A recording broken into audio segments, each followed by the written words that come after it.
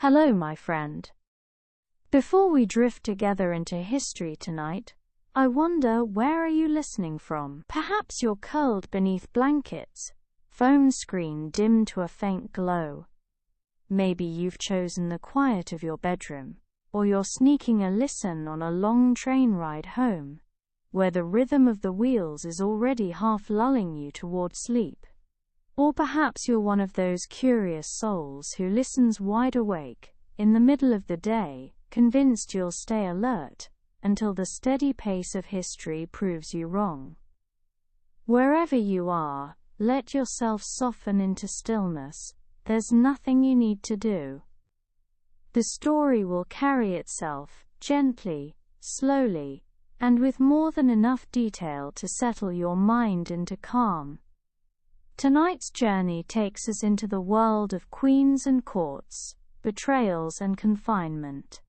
We're going to explore the truth behind the execution of Queen Mary of Scots, not with drama or thunder, but with quiet curiosity. We'll linger in the details of her daily life, the political games that sealed her fate, and the strange mix of ritual and spectacle that accompanied her final day. And along the way, I'll ask you to reflect, what does power really mean, if it can be stripped away so easily? What is freedom, if you can be both a queen and a prisoner at once? But don't worry, this isn't a lecture. We'll stroll slowly, pausing to notice the little things. The patterns on Mary's embroidery, the sound of quills scratching out secret letters, the clatter of pewter plates in Elizabethan halls. And when the heavier themes arrive, betrayal, trial, execution, we'll approach them with care, with softness, and maybe even with the dry humor history so often provides. So settle in, let your breathing slow, and when you're ready, we'll step quietly into Chapter 1. Imagine for a moment that you are born to be a monarch.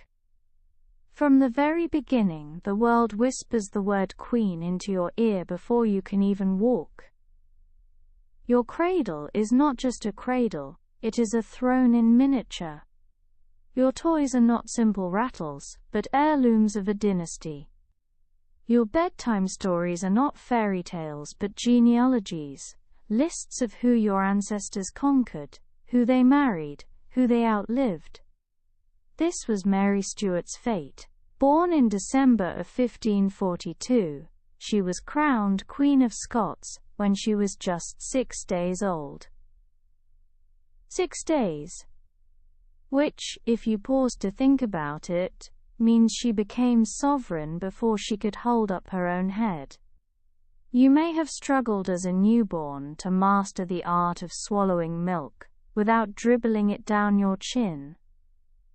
Mary, meanwhile, was expected to swallow the weight of a nation. And here's where the reflection begins. What does it mean to inherit a crown before you've learned to crawl? We often imagine royalty as grand and glittering, but in truth, it's a precarious balance. A baby queen is not powerful. She is fragile, vulnerable, and entirely in the hands of whoever claims to govern in her name. A reminder, perhaps, that titles alone don't guarantee control.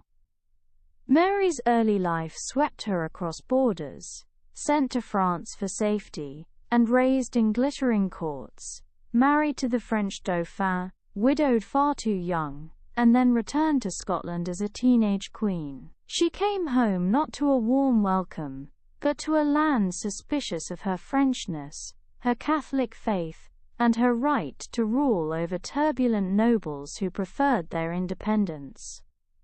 It is this backdrop, the marriages, the political storms, the religious divides, that leads us, slowly, to the point where Mary's life narrows.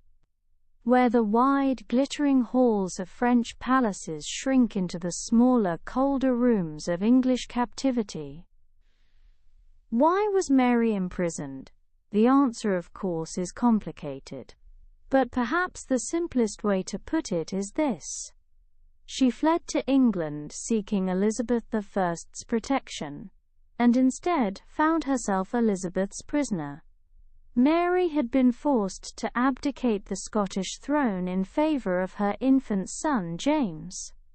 After political rebellion and defeat, she crossed the border in 1568, hoping her cousin Elizabeth, the great Protestant Queen of England, might restore her. It seems almost naive, doesn't it, to think Elizabeth would welcome into her kingdom a fellow queen with a claim, some would argue a stronger claim, to the English crown. And there's the wit of it. Imagine applying to a job, only to realize that your mere presence makes your interviewer obsolete. Of course, Elizabeth couldn't let her roam free. Mary was too dangerous, too charismatic, too legitimate a rival. So Elizabeth did what any cautious ruler would do. She received her cousin, politely, diplomatically, and then quietly locked her away. Not in dungeons, no, but in stately homes and castles scattered across England. Comfortable prisons, but prisons nonetheless. It's a bit like being told, yes, you may stay at my guest house, indefinitely. And by the way, the doors only open from the outside. Mary's captivity lasted 19 years. That's longer than many marriages, longer than many reigns. And in those years, her world shrank. Day by day, Mary's life took on a rhythm as predictable as the tolling of church bells. She was allowed her ladies-in-waiting, her embroidery, her prayer books. She ate meals under watchful eyes. She corresponded, though her letters were censored, intercepted, or, when she managed to smuggle them out, examined by Elizabeth's spies. She lived surrounded by guards who were instructed not to treat her too harshly, yet not to forget she was a prisoner. And here's the reflection to linger on: what must it feel like to be both honored and caged? To be addressed as Your Majesty while knowing every door is locked against you. Perhaps you felt a shadow of it yourself. That strange tension between appearance and reality. Smiling in a meeting while secretly feeling trapped. Hosting guests while inwardly craving solitude. The polite prison of everyday life. Mary's was simply on a grander, more tragic scale. The houses she lived in were not gloomy towers, but they were not her own. Fotheringhay Castle, Sheffield Manor, Chartley Hall, and finally, Fotheringhay Castle, names that echo with cold stone walls and watchful guards. At each, she unpacked the same belongings, her tapestries, her books, her rosary. At each, she faced the same uncertainty. Would Elizabeth relent and restore her, or had she been delivered into a velvet-lined cage from which she would never emerge? 19 years is a long time to keep hope alive. Yet Mary managed it, though hope became entangled with plots and conspiracies, with whispered promises and secret letters hidden in beer barrels. Her cage was not only physical but political. A web of suspicion spun tighter with every passing year. And so this first chapter leaves us in that paradox. Mary, Queen of Scots, sovereign by right, living as a captive by circumstance. A queen, yes, but a queen in a cage. When you imagine imprisonment, your mind might conjure dark cells, dripping with damp, lit only by a flickering torch. But Mary's captivity was not a dungeon tale.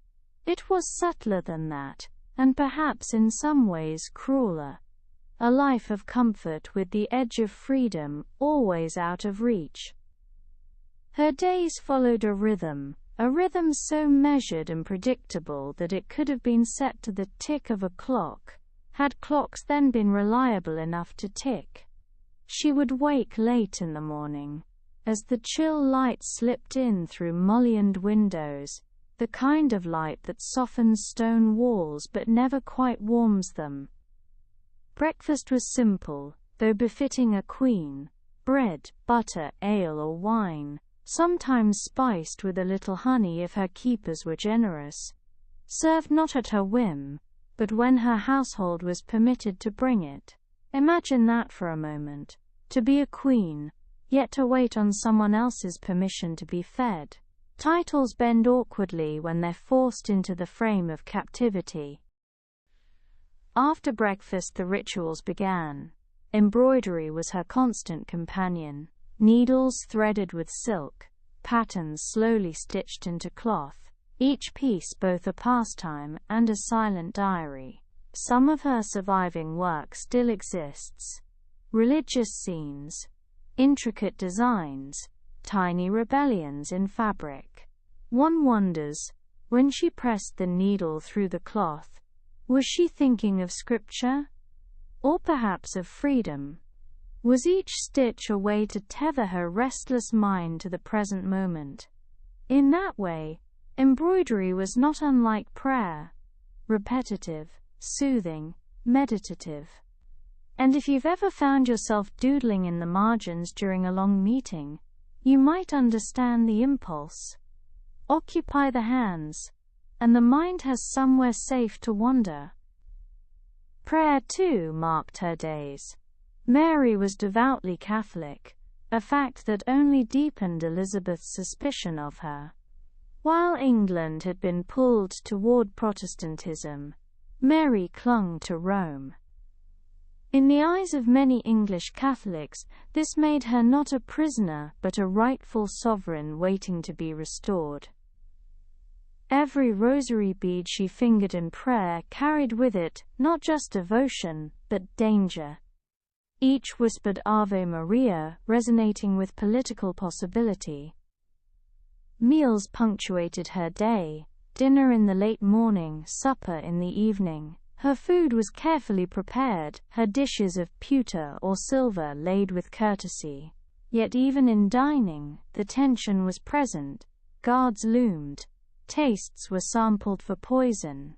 And though she had the dignity of a queen at table, the truth was that every bite was permitted only by Elizabeth's grace.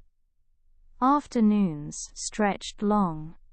She read poetry, scripture, romances.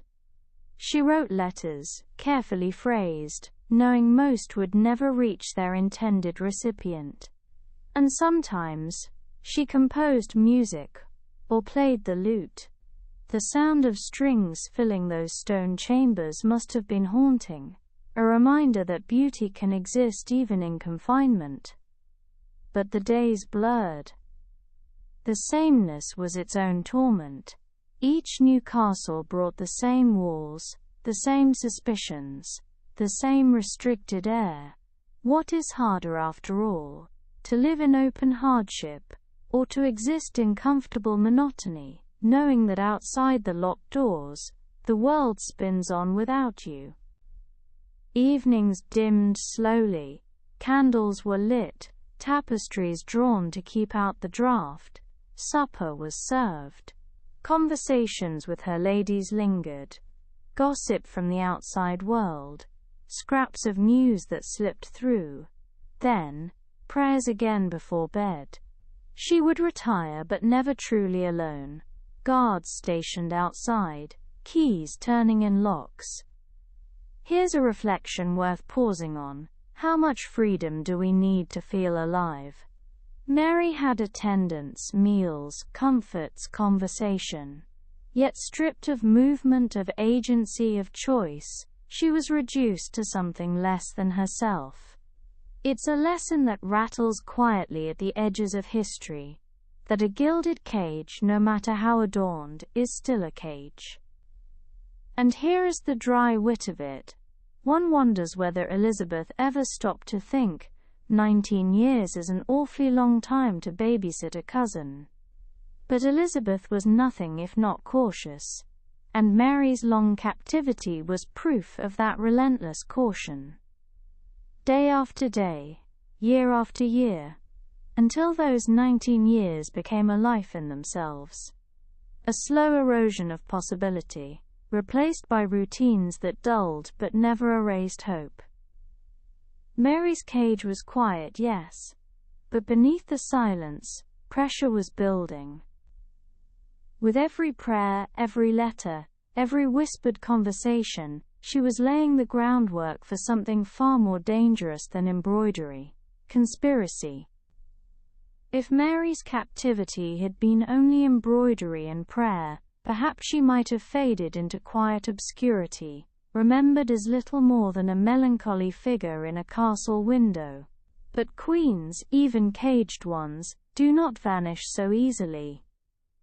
Mary had a weapon, and it was not a sword, it was her pen.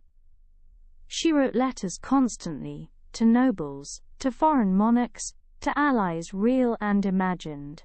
Her handwriting flowed across parchment, equal parts graceful and urgent. But the trouble with letters is that they travel, and things that travel are intercepted. Elizabeth's spymaster, Sir Francis Walsingham, understood this perfectly. To him, Mary's quill was not the harmless scratch of a bored prisoner. It was the trembling of a spider weaving its web. And so, letter by letter, Mary's private cage became entangled with threads of intrigue. The problem was simple. She was a Catholic queen in a Protestant land. To many English Catholics, she was the rightful heir, a beacon of hope against Elizabeth. The Pope himself had once excommunicated Elizabeth, stripping her of legitimacy in the eyes of Rome, which meant that Mary wasn't just a cousin in captivity, she was a living alternative. Letters slipped out of her confinement, hidden in wine casks tucked beneath saddles, written in ciphers only trusted allies could decode. Sometimes she used invisible ink, lemon juice on paper, words that appeared only under heat. It was clever, and for a time it worked. But here's the grim humor of it. When your jailers know you're writing in code, each cipher becomes not a secret, but a gift. A puzzle for Walsingham's men to solve by the fire, perhaps with a satisfied sip of ale as the words slowly revealed themselves. One might ask, did Mary truly believe she could outmaneuver Elizabeth's spies? Or was it hope that drove her, the kind of hope that ignores reason because it has no other choice? It is a question worth reflecting on. When freedom is denied, do we cling to improbable plans simply because they're all that remain?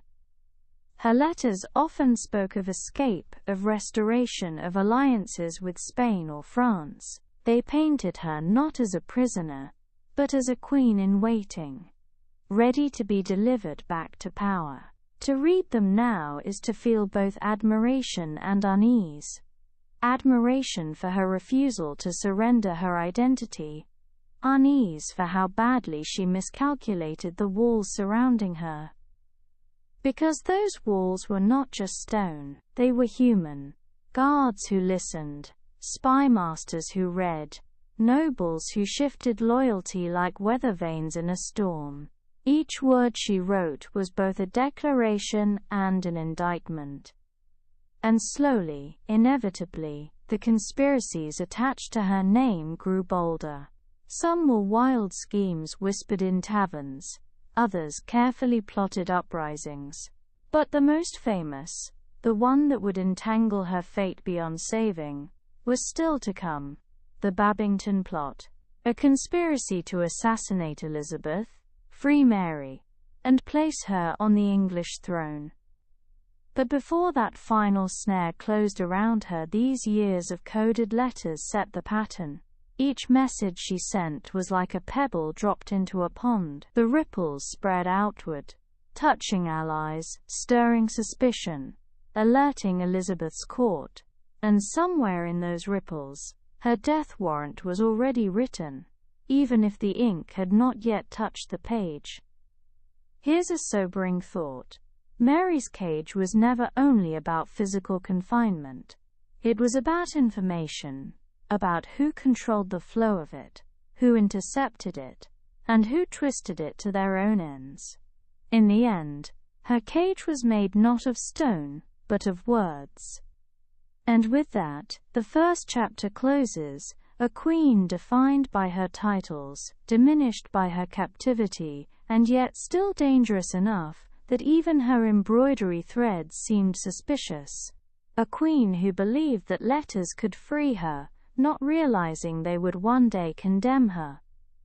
Mary's day was, above all else, a day of repetition, and at the heart of that repetition lay prayer.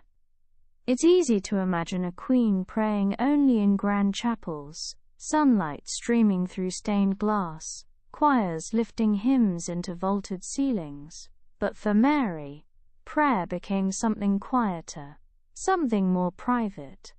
The rhythm of beads sliding through her fingers, the whisper of Latin words spoken not into cathedrals, but into stone-walled chambers that smelled faintly of rushes and smoke.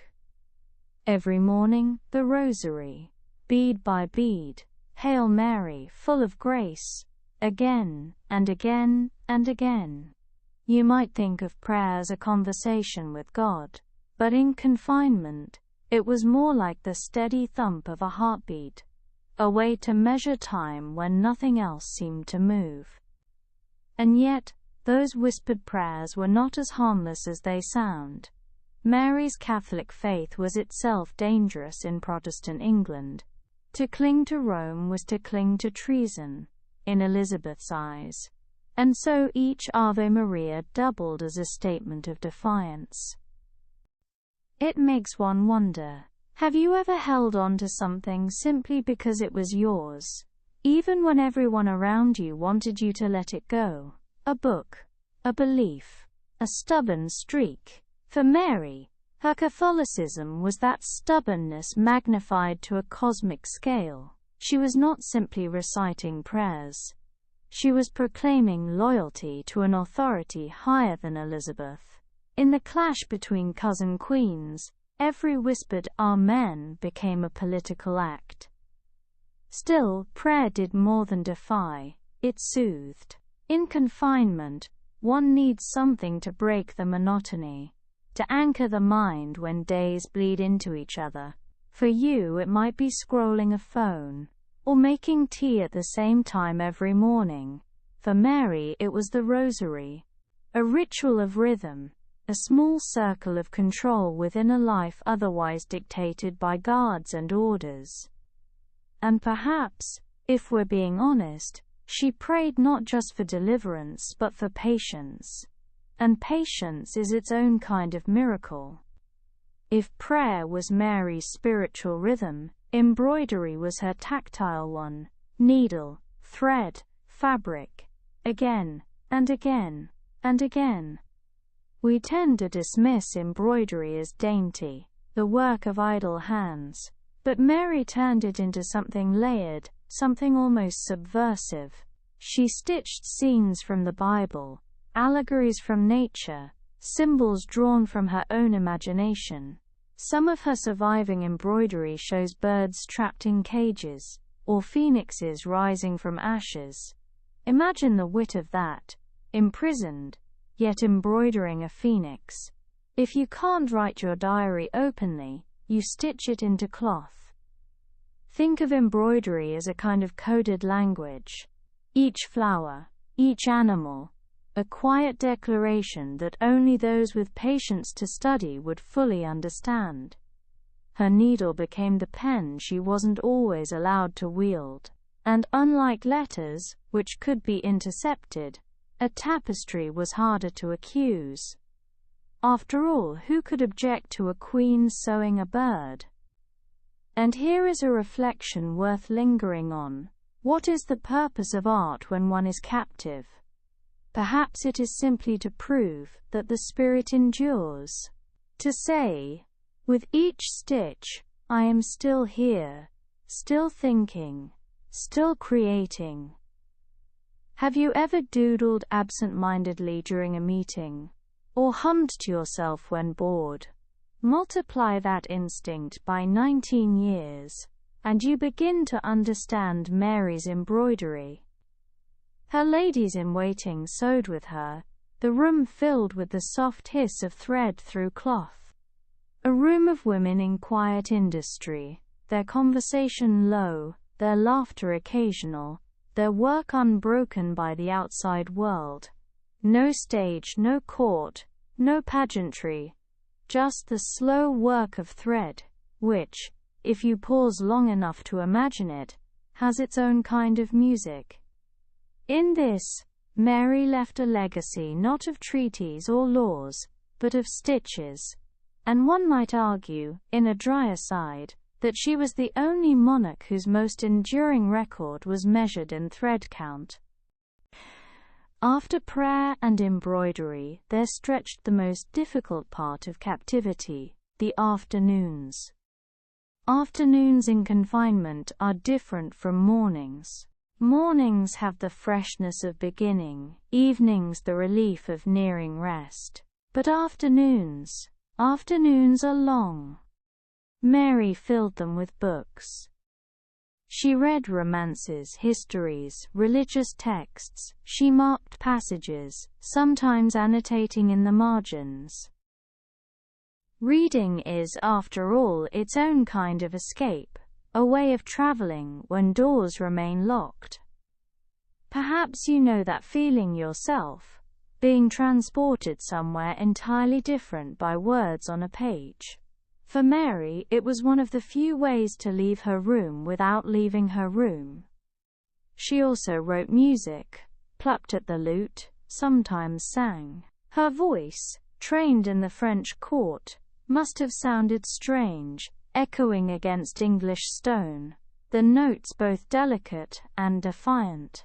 Imagine being a guard stationed in the corridor, listening to a queen singing, as though she still ruled the world outside. Strange, haunting, a little unsettling. Conversation filled the gaps. She and her ladies spoke of everything from court gossip to personal memories, a thin thread connecting her to the world she no longer ruled. Sometimes, scraps of news arrived, tidings of Scotland, whispers of Elizabeth's court, rumors of politics shifting, always half heard, half true, always enough to fan the flame of hope. But more often than not, afternoons were simply long. Long enough to sit in silence, watching dust motes drift in the sunbeam.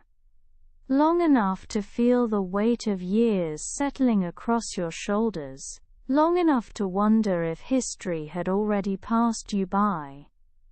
And that is the reflection, isn't it? That time itself can be the harshest jailer. Stone walls confine the body, but hours confine the spirit.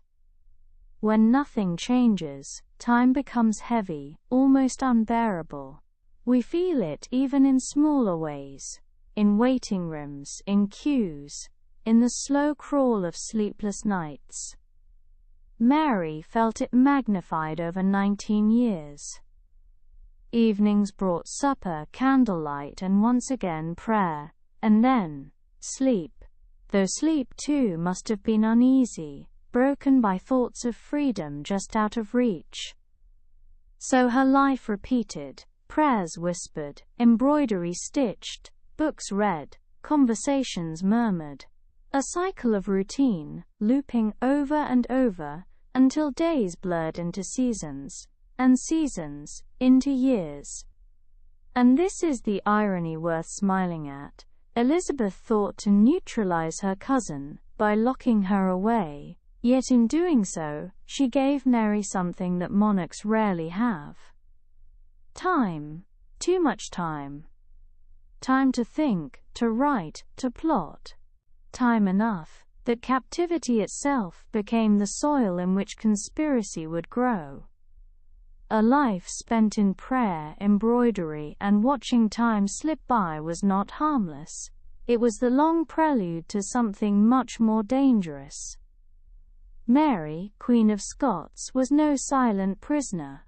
Her quill scratched across parchment almost as often as her needles stitched into cloth. Letters became her breath, the only way to exhale her thoughts beyond the walls that confined her. In the 16th century, letters were not just personal notes, they were lifelines. A letter could change the loyalty of a nobleman, ignite a rebellion, or topple a throne. The ink carried power more lasting than steel. And Mary understood this. Deprived of her throne, her armies, and even her freedom of movement, she turned to words. She wrote with elegance, her French training lending her prose a courtly sheen. But beneath the grace lay urgency, appeals for aid, assurances of loyalty, subtle reminders that she was still, by right, a queen. She wrote to foreign monarchs, to Scottish allies, to Catholic nobles in England, to anyone who might tilt the balance in her favor. But every letter was also a risk. Elizabeth's government intercepted many, sometimes before they even left the castle. Walsingham, Elizabeth's master of intelligence, built an entire machine of surveillance around her. Couriers were bribed, codes deciphered, secret inks revealed. It is tempting to imagine his agents as shadows in cloaks, but in truth, they were more like patient accountants, sifting through words line by line, waiting for a slip. And here's the dry wit of it. For every desperate plea Mary sent into the world, there was likely some bored clerk in London sighing over his desk, muttering, "Another letter from that queen again. Best fetch more ink." Reflection. How fragile are words, when the wrong pair of eyes can transform a plea into evidence. Have you ever sent a message, an email, a text, and immediately regretted it, knowing that once it left your hands, it could be read in ways you never intended? Imagine that anxiety stretched not over minutes but over decades, with your very life at stake. Mary lived in that constant uncertainty. Each word she wrote was both a chance at freedom and a step toward her doom. No. She turned to the tools of secrecy. Ciphers. Invisible inks, codes hidden within ordinary lines. She adopted the clandestine arts of communication that spies and diplomats practiced across Europe. A letter might look like a prayer or a friendly note, but tucked inside it, in code, could be instructions for rebellion. Some messages were smuggled out, hidden in barrels of beer, or stuffed into hollowed stoppers of bottles. A courier might carry a loaf of bread with parchment tucked inside its crust. It sounds almost comic now, like something from a stage play. Yet it was deadly serious then. The codes themselves were elaborate. Alphabets scrambled into symbols, letters replaced by numbers, entire phrases condensed into a single sign. Mary's correspondents used these ciphers to shield their plans. But what secrecy gives with one hand, it takes with the other. Because every cipher, once broken, yields not just suspicion, but proof. And Walsingham had the best codebreakers in Europe. Men who relished the intellectual sport of prying meaning from hidden marks. Imagine them at work, bent over parchment, candlelight flickering, the sound of quills scratching as symbols slowly gave way to words. A message, once invisible, becoming legible under their gaze. And each time they cracked a code, Mary's cage tightened a little more. And here's the grim irony. Secrecy gave her the illusion of freedom while ensuring her downfall. Every coded letter, every smuggled message did not weaken Elizabeth's hold on her. It strengthened it, by providing evidence of treason. Reflection. How often do we believe secrecy will save us, when in truth it simply leaves more to be discovered? People still hide things today. Private searches, locked journals, whispered conversations. But history shows us again and again, secrets rarely stay secret. And for Mary, her secrets were watched more closely than her prayers. Mary's prison was not only made of stone, it was made of suspicion, surveillance, and the constant tightening of an invisible net. Imagine the scene, a castle surrounded by guards. Within, a queen writing letters, praying, embroidering. Beyond, the kingdom watching. To many Catholics, she was a symbol, a rightful heir unjustly imprisoned. To Elizabeth's council, she was a threat too dangerous to ever release. The invisible walls were thicker than the visible ones. Every servant could be a spy. Every messenger could betray her. Every gift or letter might be intercepted. It was a life in which trust eroded slowly, like water eating away at stone. Her household was loyal, fiercely so, but even loyalty could not stop leaks. And loyalty could not outwit Walsingham.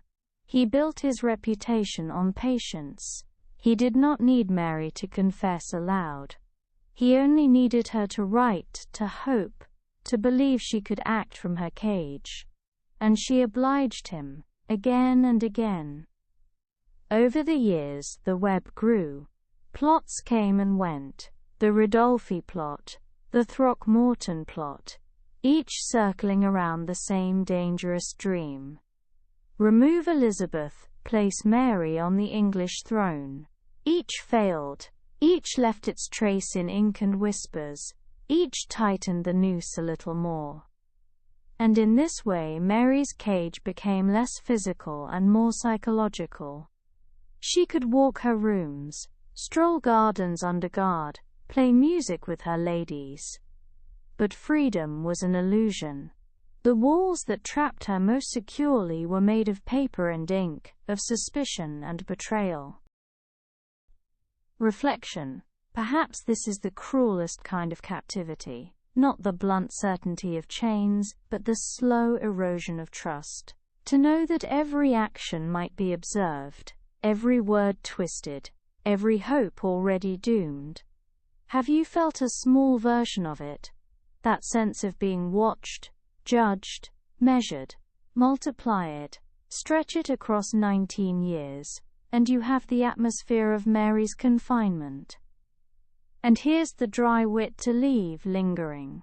Elizabeth may not have built a dungeon for her cousin, but she managed to build something far stronger, a prison made entirely of paperwork. And as anyone who's wrestled with bureaucracy knows, paperwork can be more inescapable than iron bars. By the mid-1580s, Mary Stuart had been in captivity for nearly 2 decades. And here is the first great irony. The longer she remained imprisoned, the more dangerous she became. Time should have eroded her claim. After all, she had abdicated in Scotland, her son James was now ruling there in name, and she had spent most of her adult life not as a queen, but as a captive. And yet, confinement transformed her. She ceased to be just Mary, a woman with a tangle of marriages and political missteps behind her. She became, instead, an idea. To English Catholics, she was not merely a cousin of Elizabeth, but the rightful heir to England's throne, legitimate where Elizabeth was, in their eyes, tainted by illegitimacy. Elizabeth, born of Henry VIII's marriage to Anne Boleyn, carried with her the shadow of that scandalous union. Mary, by contrast, had unimpeachable Catholic bloodlines. And ideas are dangerous, perhaps more dangerous than armies. You can defeat a force on the battlefield. You cannot defeat hope, whispered in candlelit chapels, or in hushed conversations over supper, or in the private prayers of those who believe their queen languishes unjustly in captivity. So Mary's very existence was a provocation. She did not need to act, She did not need to raise banners or summon troops, all she had to do was be. And in being, she kept alive the possibility of rebellion. Reflection. How much power lies in mere presence? Have you ever walked into a room and felt the atmosphere shift, simply because you were there? Multiply that by the weight of crowns, dynasties, and religious divisions, and you have Mary, silent in her confinement yet echoing loudly across kingdoms. Elizabeth's council knew this. Walsingham knew it best of all. And so, the net of suspicion around Mary tightened still further. Every visitor, every servant, every letter, all potential evidence. She was not only a prisoner of stone walls, but of the constant gaze of eyes trained to catch her out. And here is where Elizabeth showed her brilliance. She delayed. She did not strike rashly. She let suspicion grow until it was nearly irrefutable, until Mary herself, or those speaking in her name, seemed to write her own indictment. It was the slow drip of suspicion, not a sudden blow, that would undo Mary in the end. It is tempting to picture Elizabeth's England as a glittering court of ruffs and jewels, all mask and poetry, and it was. But beneath the surface ran something far more practical, a system of surveillance that would not feel out of place in the modern age. Francis Walsingham, Elizabeth's Secretary of State and spymaster, understood that information was the true currency of power. Armies and fleets mattered, but so too did letters intercepted, whispers overheard, and networks of informants scattered across Europe. Mary was the crown jewel of his watch. His agents hovered everywhere. In her households, in the inns along her courier routes, in the taverns, where Catholic sympathizers drank and schemed. He had code-breakers who delighted in cracking her ciphers, men who could take an innocent-looking page of squiggles and numbers, and, with patient work, reveal the treason hidden beneath. It's worth pausing here to reflect on the strange intimacy of espionage. These men, who never met Mary face to face, knew her handwriting better than her ladies did. They read her most desperate appeals before her allies ever did. They charted her hopes, her fears, her plans, all while she sat in ignorance, believing her secrets safe. And here comes the dry wit. Mary thought she was playing chess with Elizabeth. In truth, she was playing draughts, while Walsingham had the advantage of peeking over her shoulder at every move. The machinery of spies turned Mary's cage into a trap of her own making. Each secret letter she wrote was intercepted, each plot whispered in her name was reported. And slowly the crown built its case. Reflection. We often imagine freedom as the ability to act. But in truth, freedom rests on something more subtle. The ability to act without being observed. Without that, every step is second-guessed, every choice preempted. Mary lived in a world where nothing was private, and that, perhaps, was the cruelest prison of all. Suspicion is one thing, proof is another. And for years Elizabeth resisted taking the final step against Mary. She hesitated, delayed, weighed, postponed. To execute a queen, and not just any queen, but her own cousin, was no small matter. But Walsingham understood the value of patience. If you wait long enough, a prisoner desperate for freedom will eventually weave the rope for their own gallows. And so it was with the Babington plot. Anthony Babington, a young Catholic gentleman, fell into the dream that many before him had entertained, to kill Elizabeth, liberate Mary, and restore Catholic rule in England.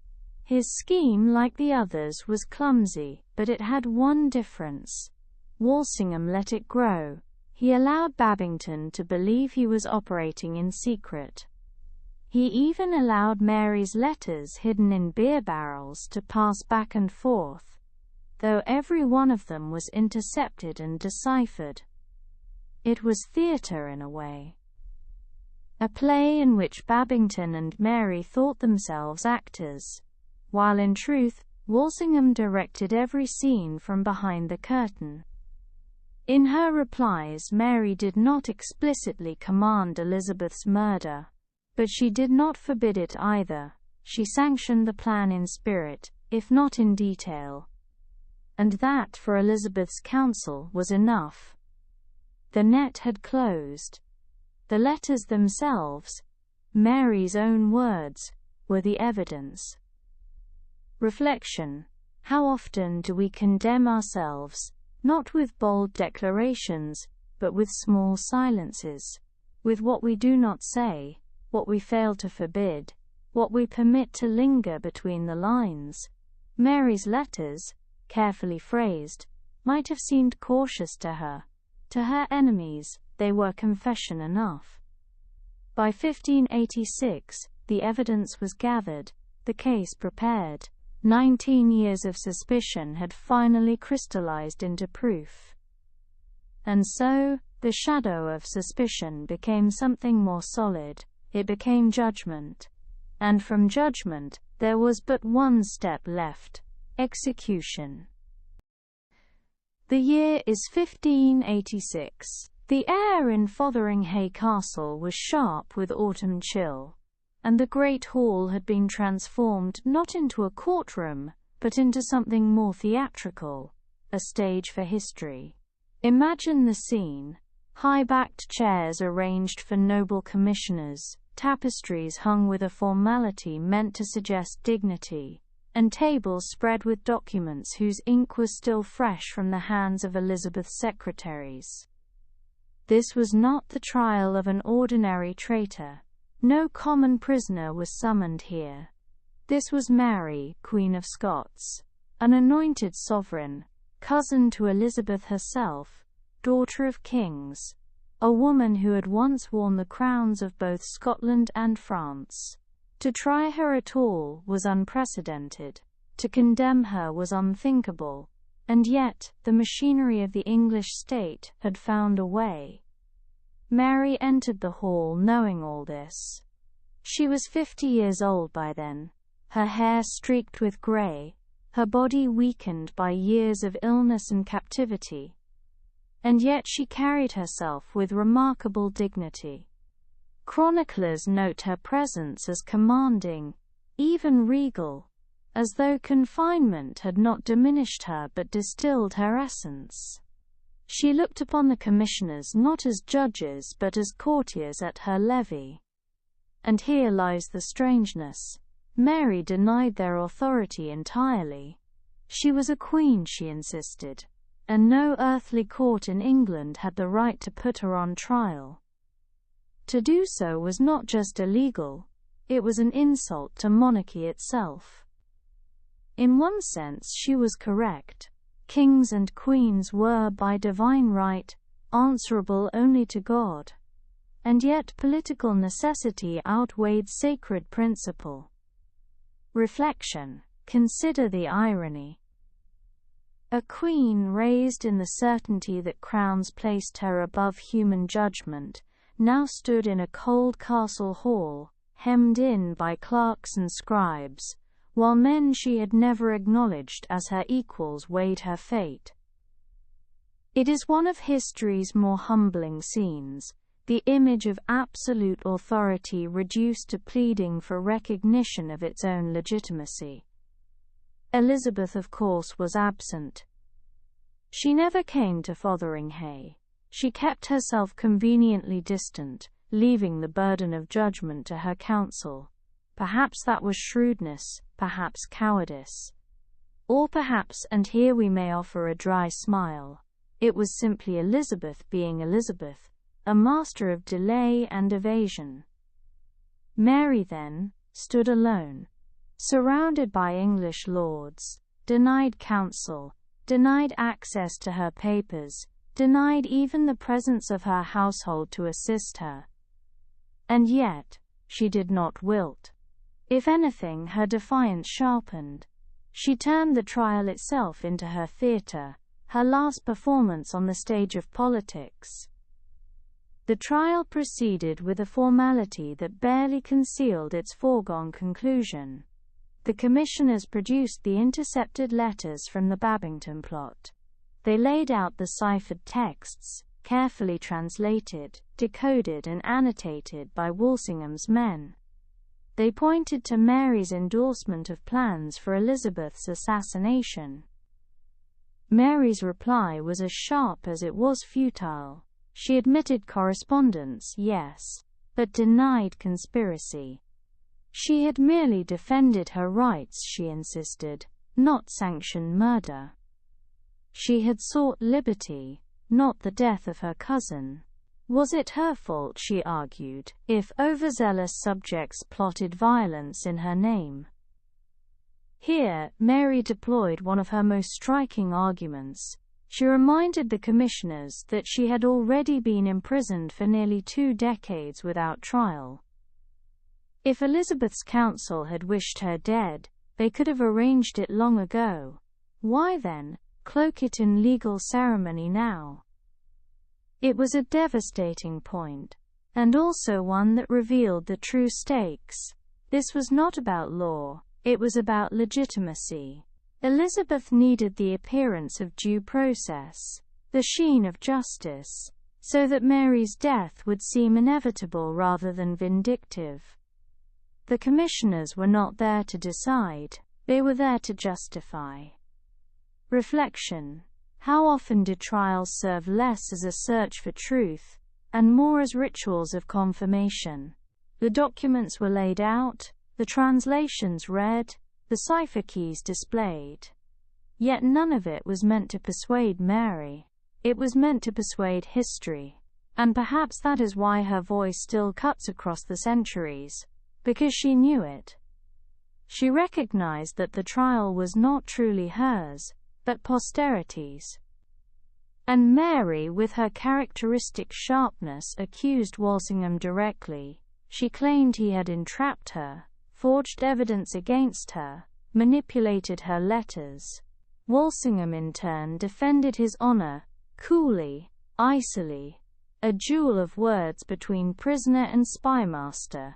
It was, in truth, one of the rare moments where the machinery of surveillance stood face to face with its prey. Yet the verdict was foregone. With or without Mary's eloquence, the outcome was sealed. The trial at Fotheringhay was not just political but deeply symbolic. For centuries, monarchs had stood above their subjects, untouchable, anointed, divine. Now, for the first time in English history, one sovereign was being judged in the court of another. The commissioners deliberated, but their decision was never in doubt. Mary had sanctioned conspiracy. Mary had endangered Elizabeth. Mary was guilty of treason against a crown she refused even to recognize as legitimate.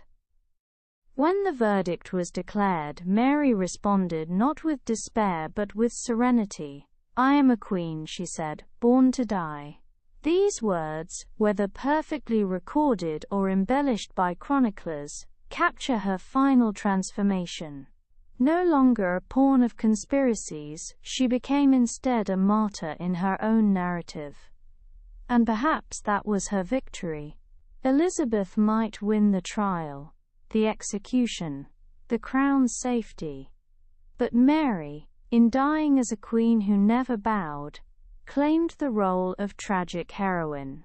History, after all, remembers not the commissioners, not the clerks, not even Walsingham's cipher clerks. It remembers Mary. Reflection. There is a question here, one that still lingers. Is it better to lose power with dignity, or to cling so tightly to survival that you surrender the very image of authority? Mary, knowingly or not, chose the former, and for that, she has outlived her captors in memory, if not in life. By the close of 1586, the trial was complete, the verdict was guilty. And yet, Elizabeth hesitated still. To condemn her cousin was one thing. To sign her death warrant was another. The Queen of England vacillated, fretted, postponed. Her usual dance of caution, only this time with a woman's life hanging in the balance. The machinery had spoken. The verdict was in. But the final act of execution remained suspended in the hand of Elizabeth herself. And so the trial ended, not with closure, but with waiting. Waiting for Elizabeth's pen to transform judgment into death. Waiting for the last chapter to begin. Imagine Elizabeth Tudor at her writing desk. The air is heavy with wax and parchment, the quiet crackle of fire in the grate, and the faint rustle of courtiers waiting just beyond the door. Before her lies the most consequential document of her reign, the death warrant for Mary, Queen of Scots. It was not an easy thing, even for Elizabeth. She was by nature hesitant. The Queen who had evaded marriage proposals for decades, who had delayed religious reforms, who had perfected the art of saying neither yes nor no. But here delay was dangerous. Mary had been condemned by trial. Parliament itself had urged her execution. And still, Elizabeth hesitated. Why? Partly it was blood. Mary was her cousin, her kin, bound by Tudor lineage. To execute Mary was to execute family. For Elizabeth, who had lost her mother to an executioner's axe as a child, the thought was not just political, but deeply personal. To sign the warrant was to relive trauma, to repeat in her own hand the violence that had shaped her earliest memories. Partly, it was principle. Elizabeth knew what it meant to kill an anointed sovereign. If Mary could be tried, condemned and executed, then so too could she, one day, face the same fate. In killing Mary, she set a precedent, that queens were not sacred, that crowns could be toppled by legal ceremony. It was a dangerous legacy to leave behind. And partly, it was politics. Elizabeth feared the outrage of Catholic Europe. Spain, France, the Pope, all had vested interest in Mary's survival. Mary was their figurehead, their hope of restoring Catholicism to England. To kill her might spark war, or at the very least, martyrdom. And Elizabeth, though clever, had no appetite for making saints out of her enemies. Reflection: there is something almost modern in Elizabeth's procrastination. How many of us have stared at a decision too large to face, letting it fester, hoping it will somehow dissolve if ignored? Elizabeth's hesitation is, in that sense, deeply human. The only difference is that her undone paperwork involved a queen's head and the peace of a kingdom. So she stalled. Days became weeks, weeks into months. The warrant remained unsigned. Parliament pressed her, courtiers pressed her, Walsingham pressed her. Still, Elizabeth wavered. She wanted Mary gone, but not by her hand. Around Elizabeth the court buzzed with impatience. Her chief ministers, William Cecil and Francis Walsingham, saw the danger in delay. To them Mary alive was a perpetual threat, a rallying point for rebellion, a magnet for foreign invasion, a spark always waiting to ignite. Cecil, ever the cold strategist, urged immediate execution. He was not sentimental. He had spent a lifetime navigating the perils of Tudor politics, and he knew that hesitation invited risk. Walsingham, master of spies, had built his reputation on unmasking Mary's plots. For him, her death was not just necessary, it was inevitable. And so they conspired, not against Elizabeth, but around her. They maneuvered, whispered, pushed papers into her hands, reminding her of Parliament's resolution, of noble petitions, of the safety of the realm. Still she resisted. At one point, Elizabeth even mused aloud whether Mary might simply be quietly removed, a discreet poisoning perhaps, a death by natural causes. History notes this with raised eyebrows, for Elizabeth always prided herself on the justice of her reign, but here we glimpse the uneasy pragmatism beneath the rhetoric. Better Mary die in the shadows than by Elizabeth's pen. But Walsingham and Cecil would not let the matter slip. They pressed her relentlessly until, in February 1587, Elizabeth finally relented. She signed the warrant. And here we find another peculiarity. She gave instructions that it should not be dispatched until she commanded it. A signature, yes, but with an escape hatch. Reflection. Elizabeth's hesitation teaches a strange truth, that power is rarely about certainty. We imagine rulers as decisive, commanding, bold. In reality, the higher the stakes, the more paralyzing the weight of choice. Elizabeth's greatness, perhaps, was not in her decisiveness, but in her ability to survive her own reluctance. The warrant, signed but unsent, became a dangerous object, a paper with the power to change history. And once ink is laid, as any of us who've signed something we later regret knows, the document tends to develop a life of its own. Here begins the final twist. Elizabeth signed the warrant, yes, but she expected to control its use. She believed she could dictate when and how it would be enacted. But her council, weary of delay, saw things differently. Without informing her, they moved. Cecil and the Privy Council dispatched the warrant to Fotheringhay. They did not ask again, they did not wait, they simply acted.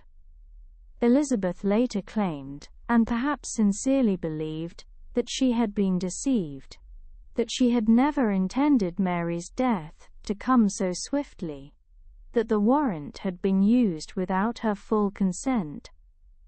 Whether this was truth or convenient fiction is debated still. Was she genuinely shocked, or was her outrage a mask to preserve her conscience?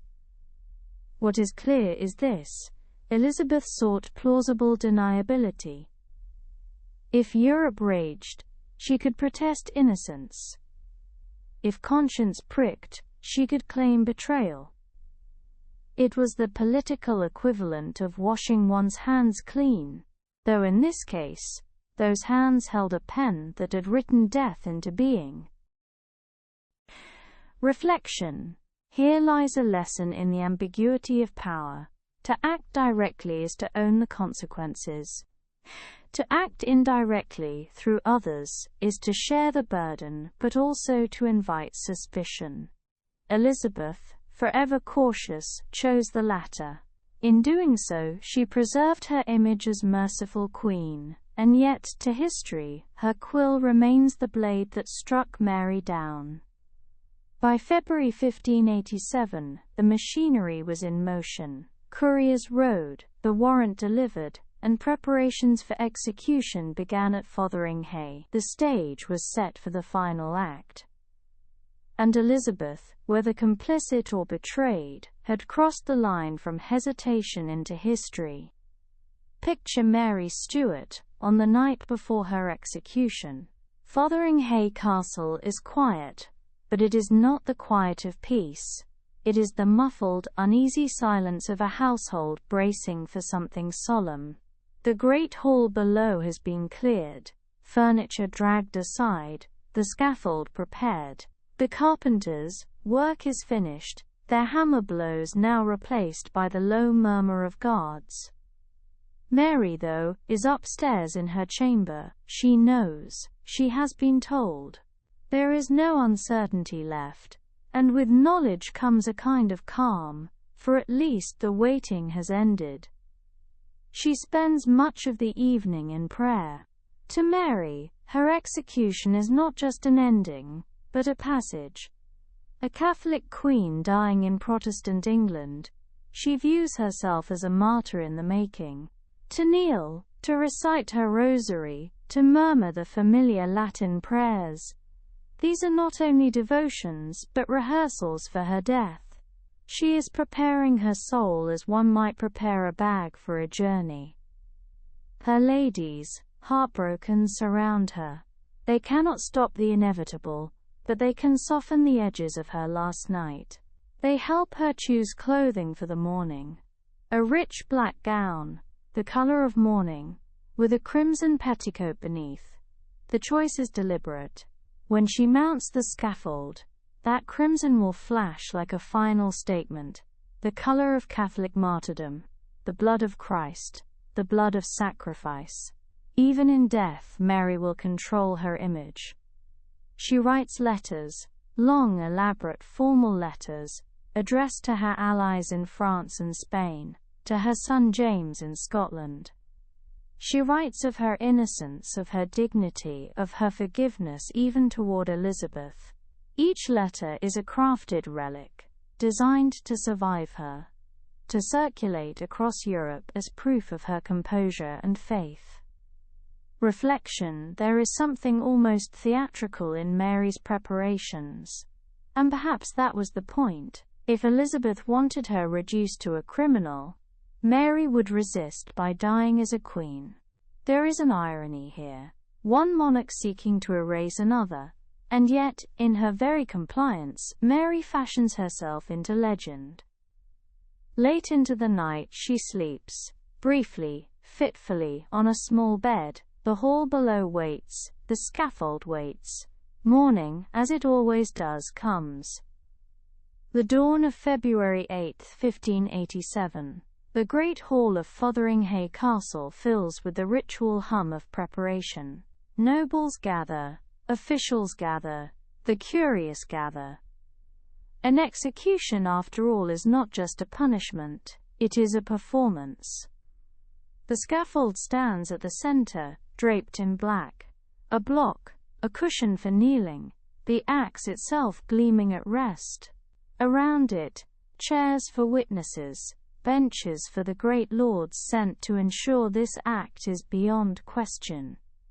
The ritual must be impeccable. There must be no whisper that the Queen of Scots was treated with cruelty. No, she will die with dignity, or at least, the performance of it. Mary enters the hall with two of her women. She walks slowly, leaning on them for support, but her posture is composed, her face steady. The silence of the crowd is thick, broken only by the scrape of her steps across the stone. She mounts the scaffold, she speaks, a final speech, rehearsed in her mind. She declares her Catholic faith.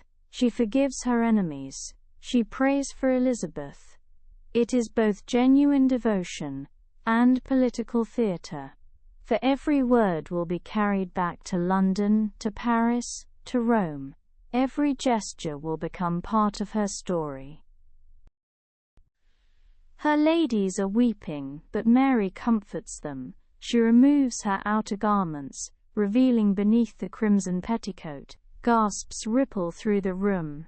Not horror, but recognition.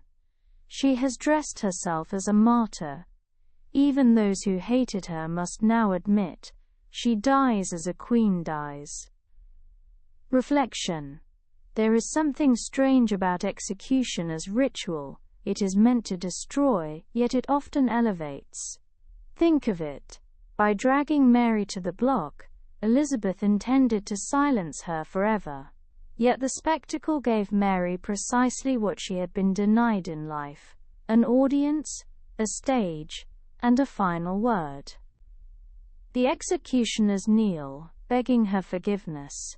Custom but also necessity. Mary, ever regal, grants it.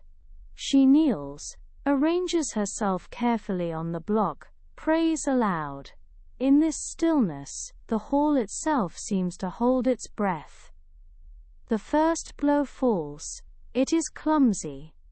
The axe does not sever. A murmur spreads through the crowd, a collective flinch at the spectacle. The second blow lands, harder, but still not complete. Only with the third is the deed finished. And then, silence. The weight of what has occurred hangs in the air. Mary Stuart, Queen of Scotland, cousin to Elizabeth, mother of a future king, is no more. The executioner holds her head aloft. "God save the Queen," he cries, meaning Elizabeth, though the irony does not go unnoticed. At that moment, the ritual is sealed. Mary is erased not only as queen but as a rival. Yet even in death, her legend resists erasure. A small dog, her little Skye Terrier, is found beneath her skirts, trembling, refusing to leave her body. Witnesses record it with astonishment. A dog, loyal to the end, refusing to abandon her mistress. A detail so tender, so human, that it clings to memory far longer than the official speeches. Reflection. History often tries to reduce people to symbols. Elizabeth the Virgin Queen, Mary the Catholic threat. But it is these small, unplanned details, the crimson petticoat, the loyal dog, the faltering axe, that remind us of the raw humanity beneath. The hall empties. The scaffold is dismantled. Life resumes. And yet across Europe, news spreads like wildfire. Elizabeth's enemies call Mary a martyr. Elizabeth herself retreats into fury, insisting she never truly meant the warrant to be carried out.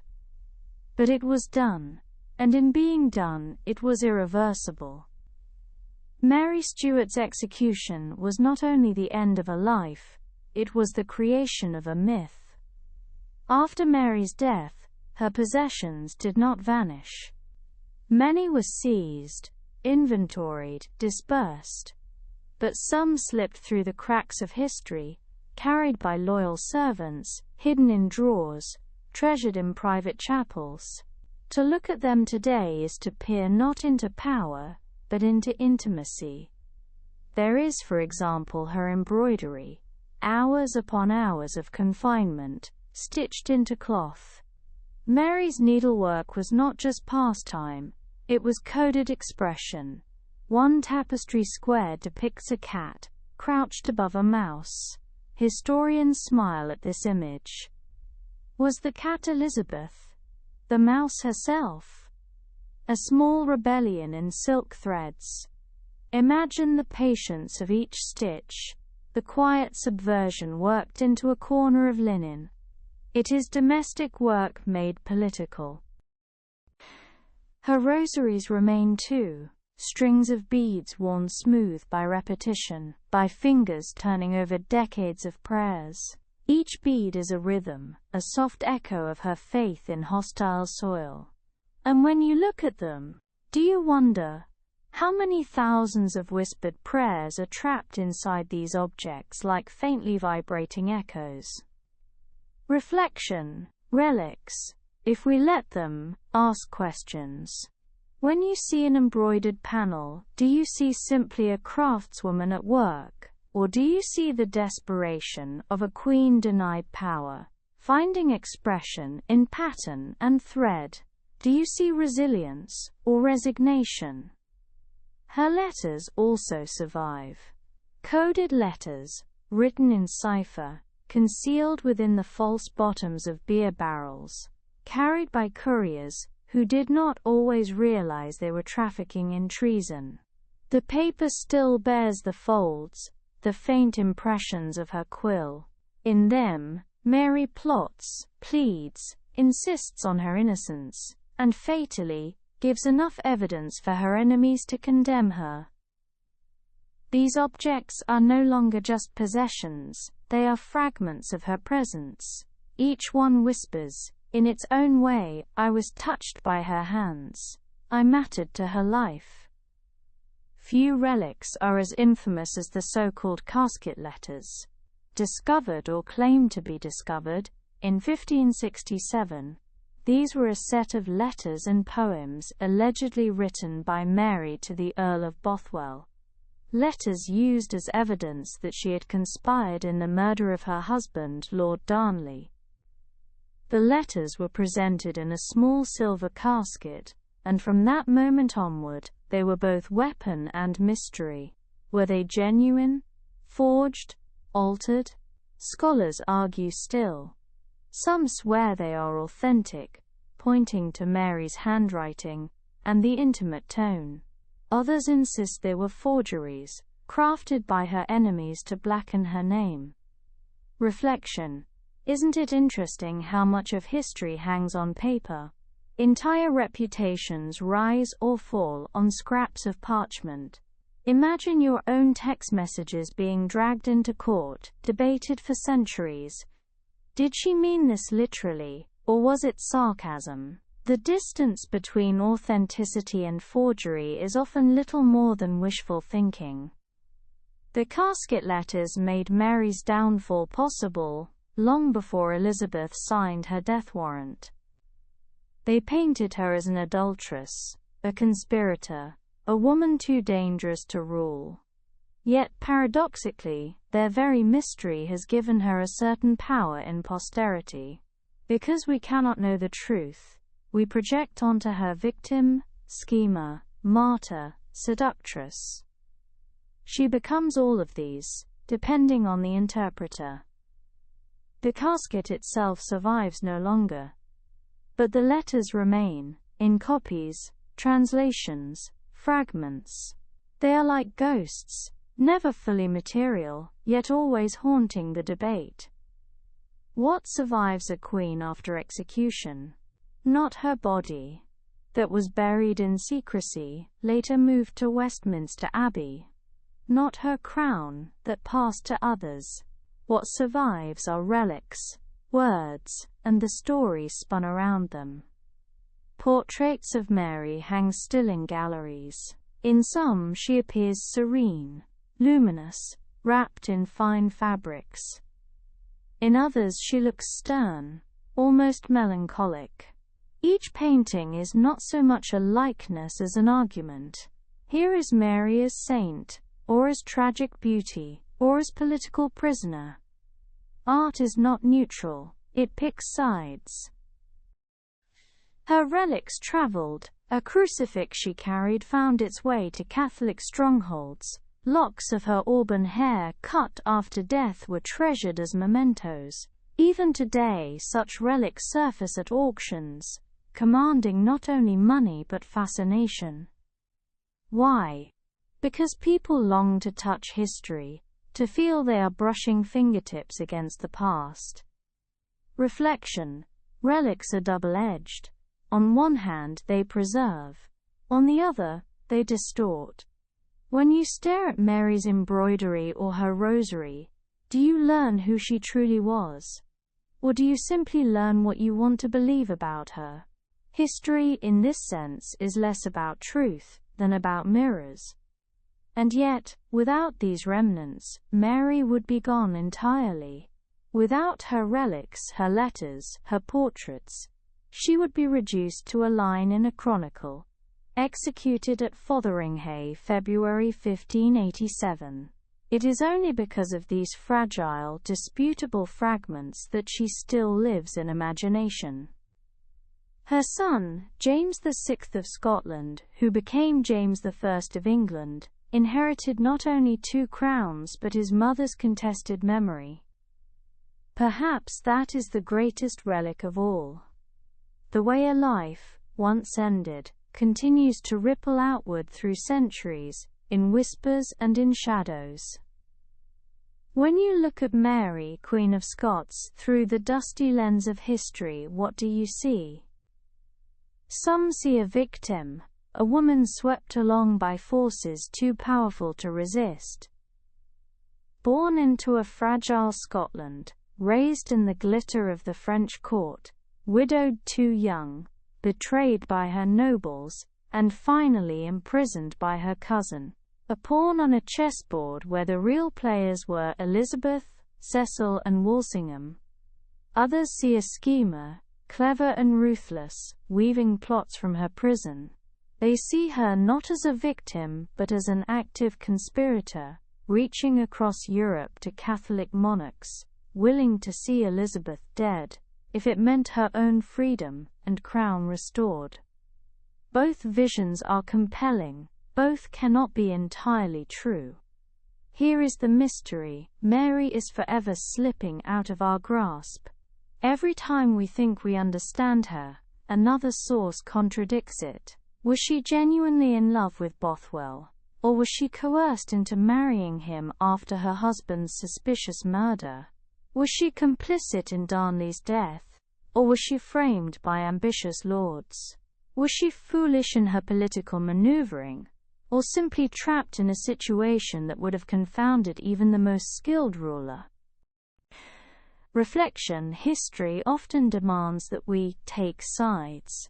But when it comes to Mary, perhaps the wiser course is to accept the ambiguity. Must she be only one thing?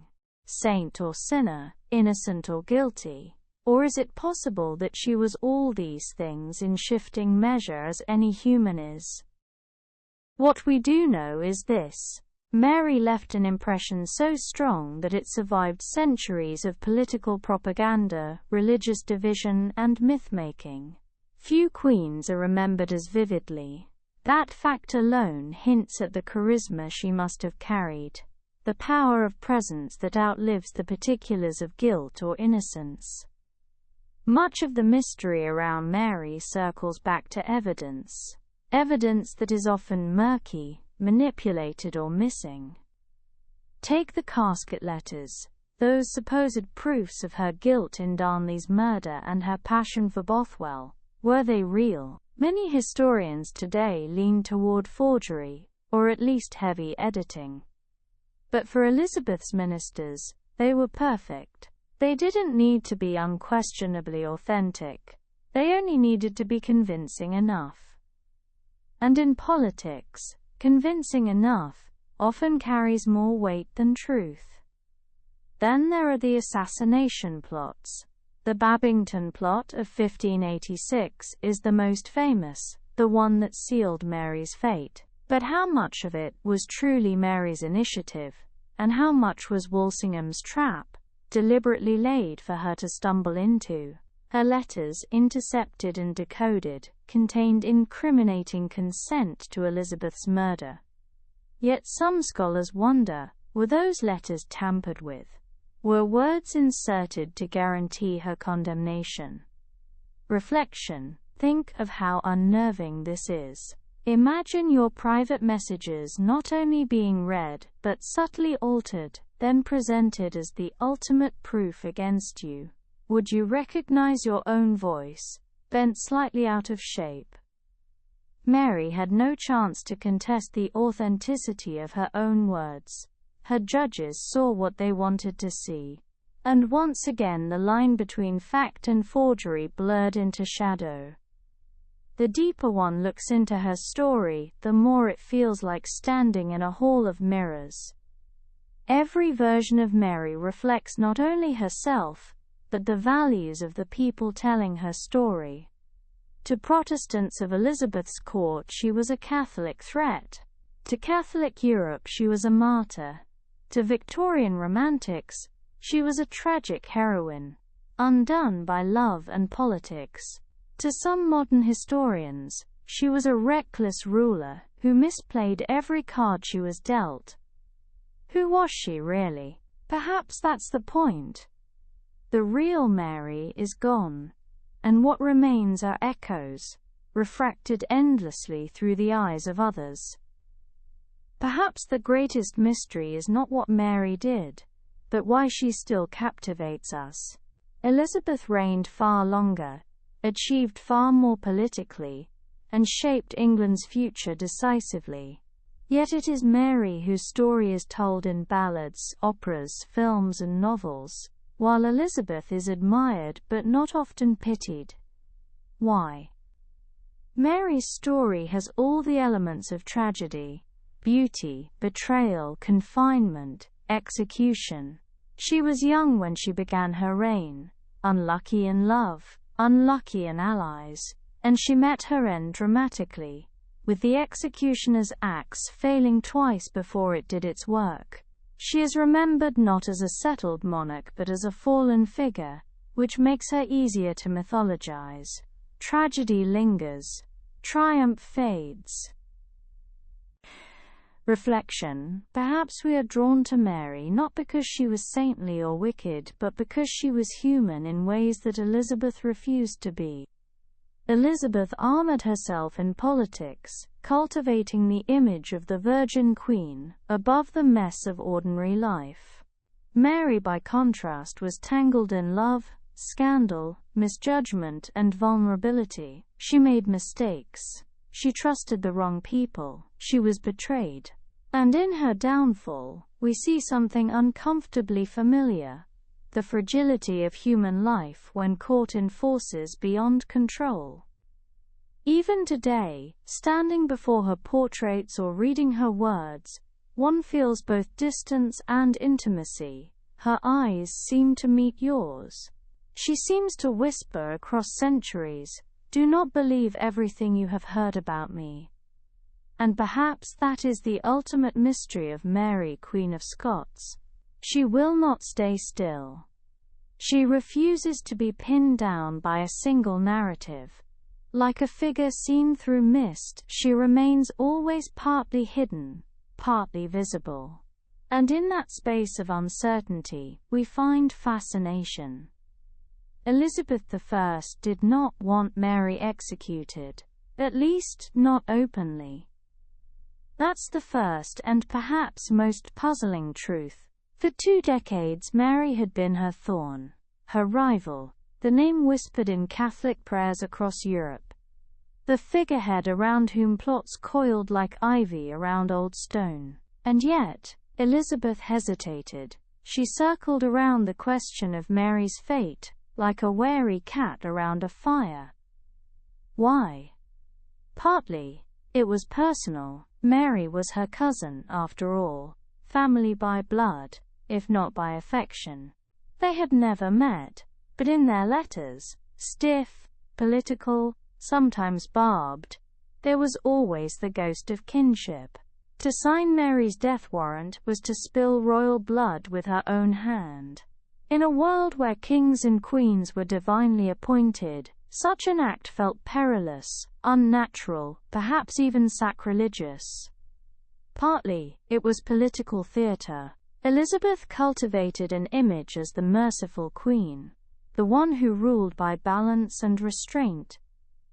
She wanted to appear as the patient monarch, reluctant to cruelty. And so, time and again, she stalled. She weighed. She sighed. She let her counselors push and prod, all while keeping her hands clean. But another truth presses harder. Elizabeth was also shrewd. She knew Mary alive was dangerous, but Mary executed carried its own risks. What would Catholic Europe do if one queen struck off another? Might Spain invade sooner? Might rebellion flare at home? A dead Mary could be a martyr, and martyrs are far more troublesome than prisoners. Reflection. Here is a moment worth pausing on. Leadership is often imagined as decisive, bold, clear. Yet in practice it is hesitation, delay, and careful avoidance that often define it. Elizabeth's genius lay not in rushing, but in waiting, until the waiting became unbearable.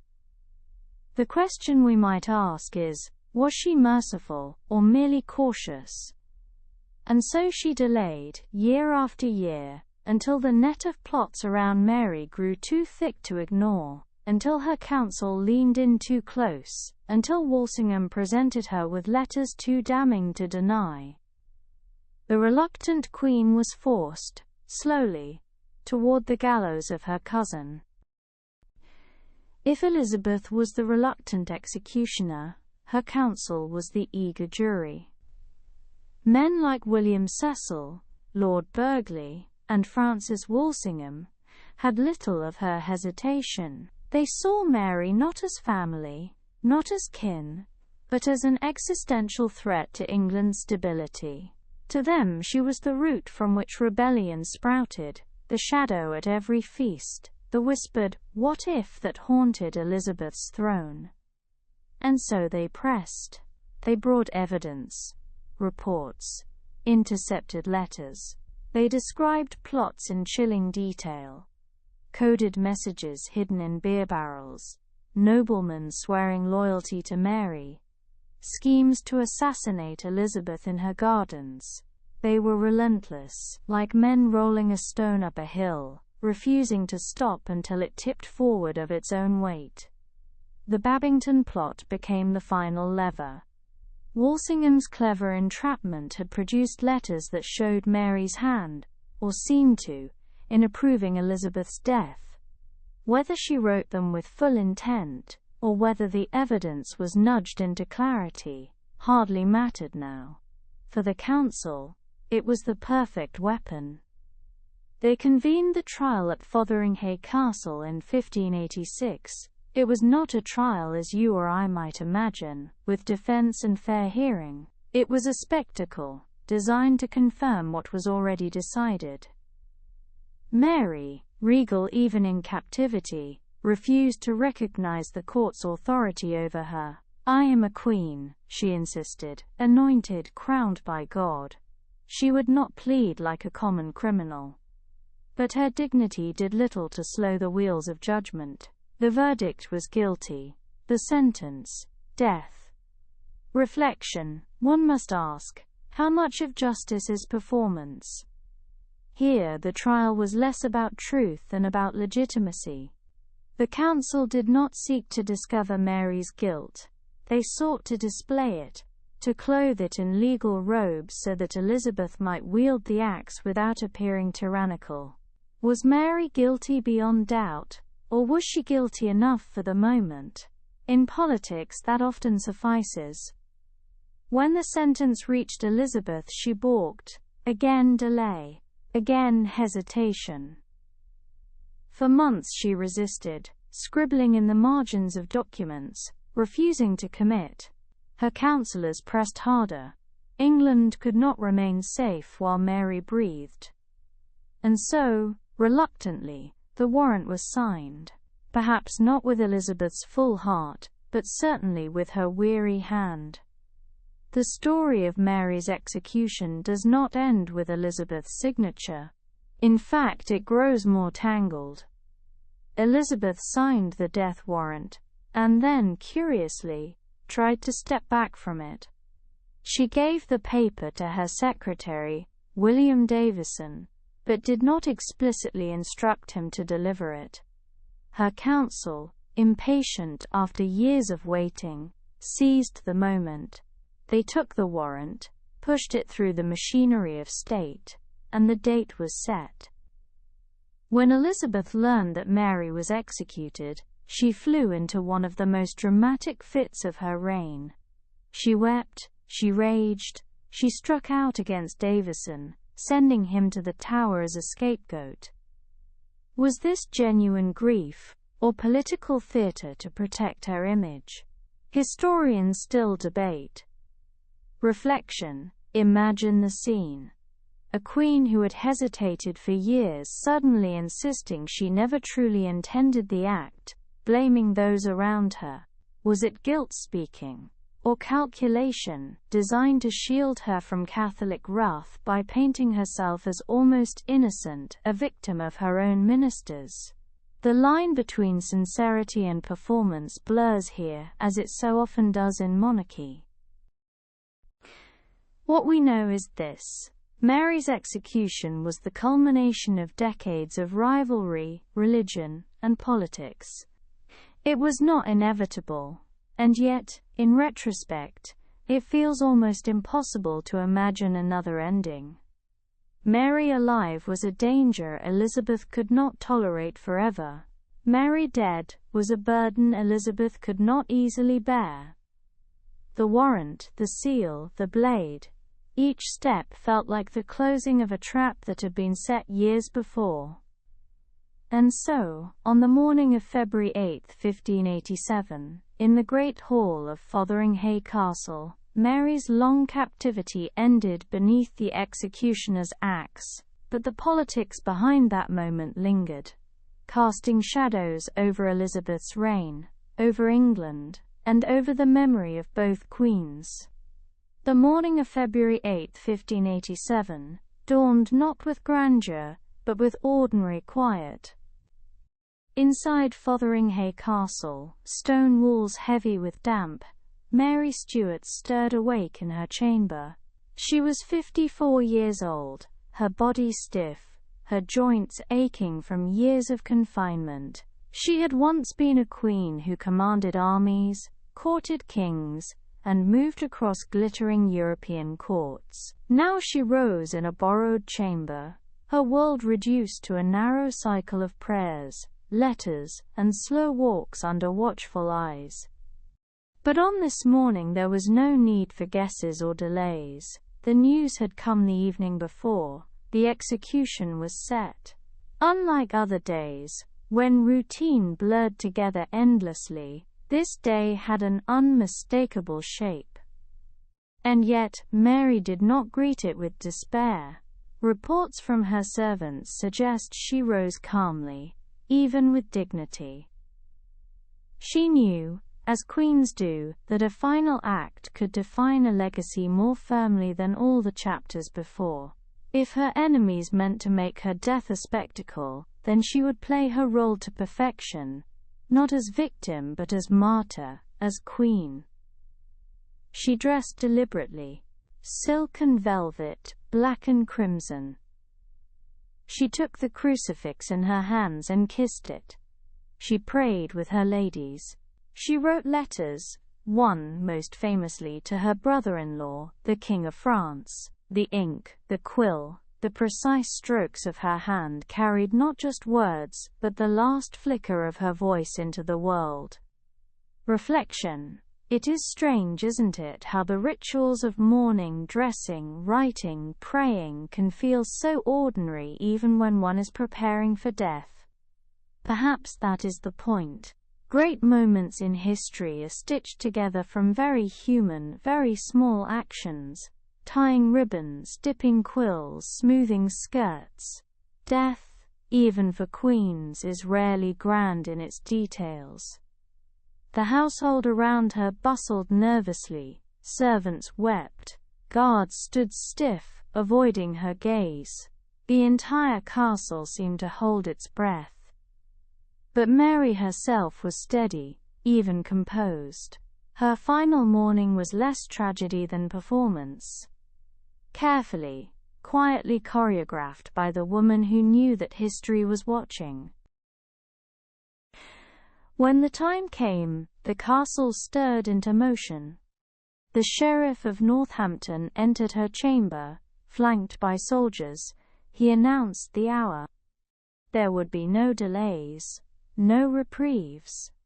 Mary acknowledged him with calm courtesy, and with the assistance of her ladies, she began her walk. Picture the scene, the long corridors of Fotheringhay Castle, walls heavy with tapestries, stone floors echoing with footsteps. Torches burned despite the daylight, their smoke curling faintly in the air. Soldiers lined the route, their armor clinking softly, their eyes fixed ahead. Some dared to glance at her only to look quickly away, not out of disrespect but because meeting her gaze was unbearable. Mary walked with dignity. She leaned on her crucifix, murmuring prayers in Latin. Her ladies followed close, their sobs muffled by handkerchiefs. One carried her Bible. Another clutched her rosary. They were not just companions. They were witnesses. ensuring that this final act would not belong solely to her enemies. As she entered the great hall, the atmosphere shifted. Imagine the vastness: high-timbered ceilings, banners hanging, the hush of 100 eyes fixed upon her. Officials sat in rows, noblemen gathered in solemnity. At the center, a wooden scaffold had been erected, raised, draped in black, the executioner's axe gleaming at the ready. Mary ascended the steps slowly, carefully, as though climbing not to her death but to a throne. She turned to face the crowd, and, with a voice steady and strong, declared her faith. She spoke of her Catholic devotion, of her innocence in conspiring against Elizabeth, of her readiness to die for Christ.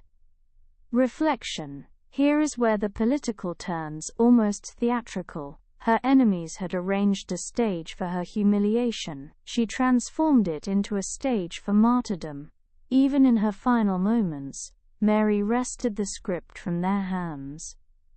A curious irony, isn't it, that power, once stripped, can still be reclaimed in the way one faces its absence. The crowd watched in silence. Some wept, some turned away, others, stiff and loyal to the state, scribbled notes to record the event as if it were an account ledger. The scaffold creaked under her weight, but Mary stood firm. The walk was complete. Now the ritual of death itself would begin. The executioner stepped forward. He was masked, dressed in dark leather, axe heavy in his hands. His assistant ready to block, simple oak, polished by use. This was no theatrical prop. It was a tool, grimly efficient. Mary's ladies helped her remove her outer gown, revealing beneath it a crimson petticoat, a symbolic choice, the color of Catholic martyrdom, the crowd murmured. Whether she chose it deliberately for its meaning, or simply as part of her wardrobe hardly matters. History seized upon it as a statement, and in that moment, it became one. She laid her head upon the block, her lips moved in prayer soft and steady. Into thy hands, O Lord, I commend my spirit. The first blow of the axe was clumsy. It struck the back of her head rather than her neck. A gasp rippled through the hall. The second blow did its work, severing bone and flesh. A third was needed to finish the act. The room fell silent. The kind of silence that has weight, as though the air itself resists sound.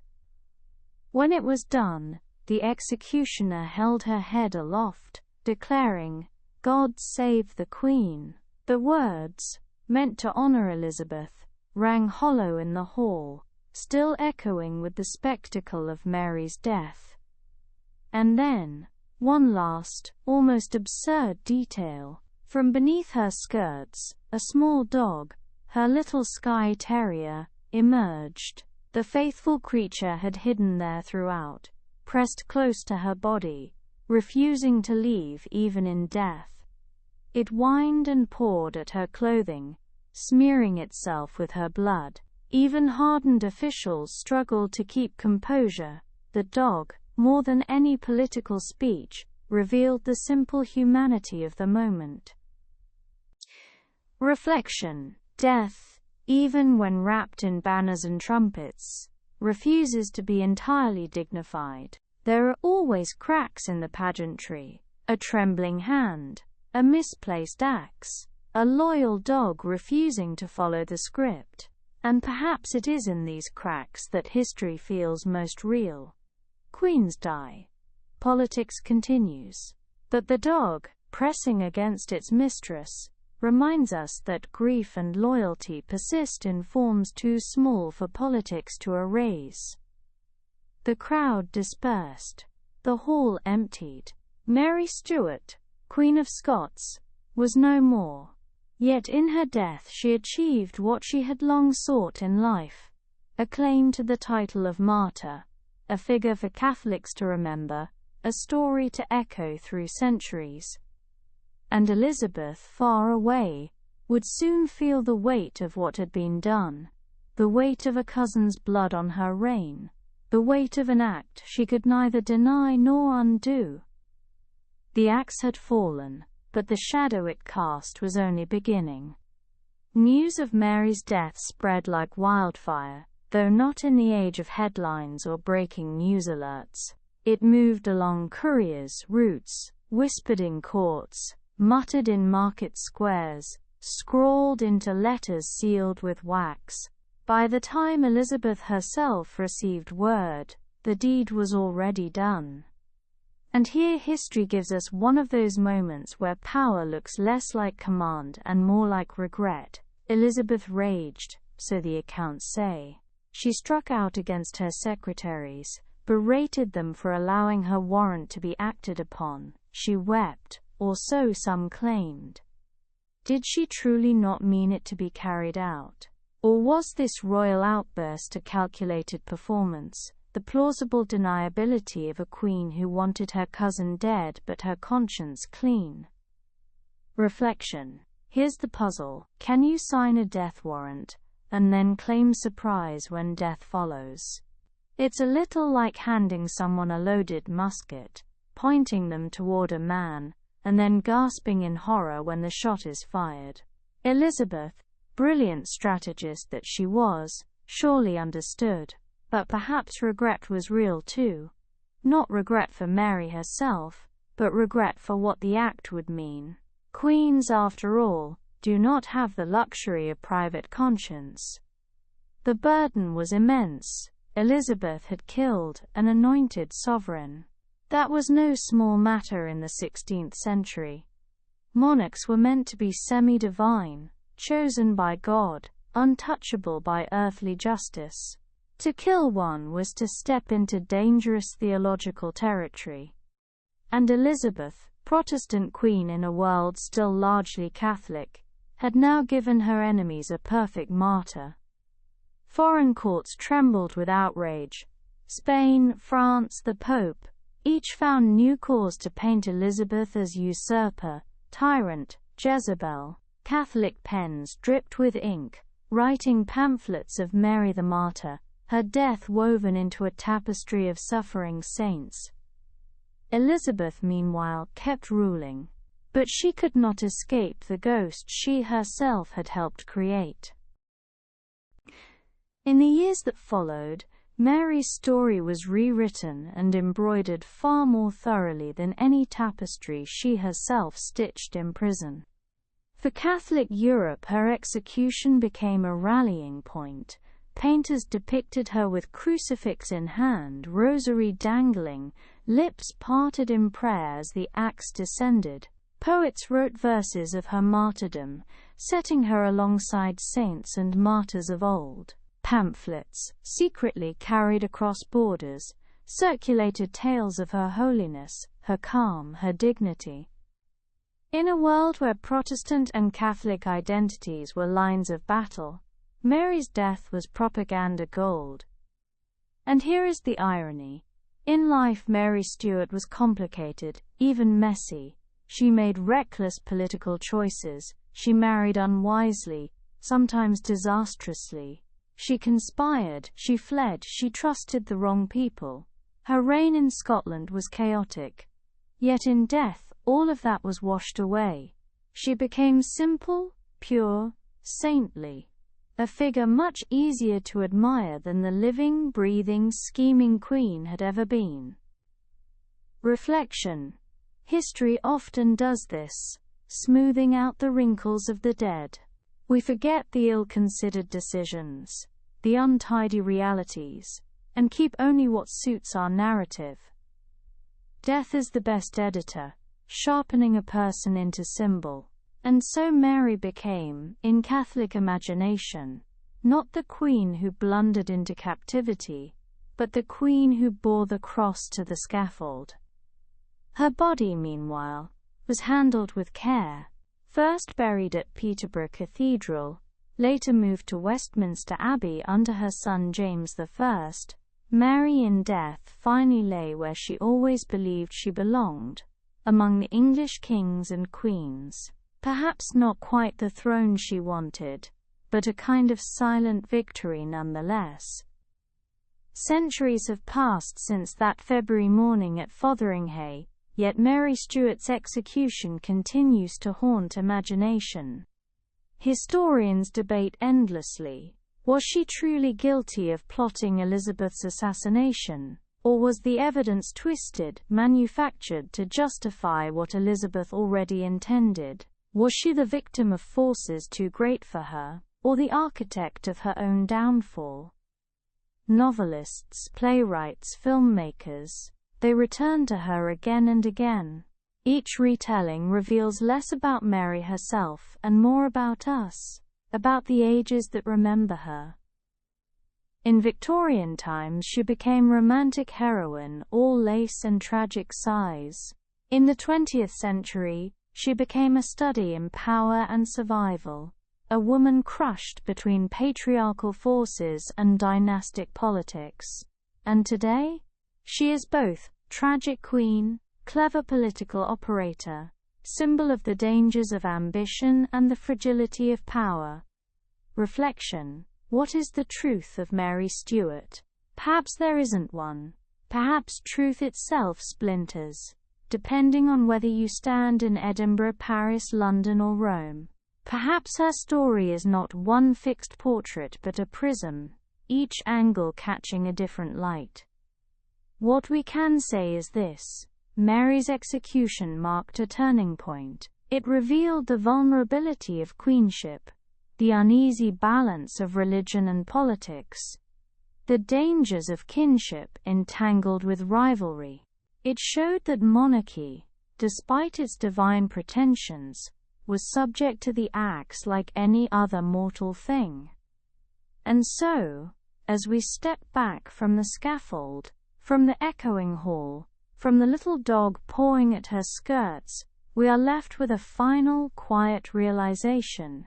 History remembers not only the deeds of the powerful, but the manner in which they fall. Mary Stuart, Queen of Scots, fell with prayer on her lips, dignity in her posture, and a story that has refused for 400 years to fall silent.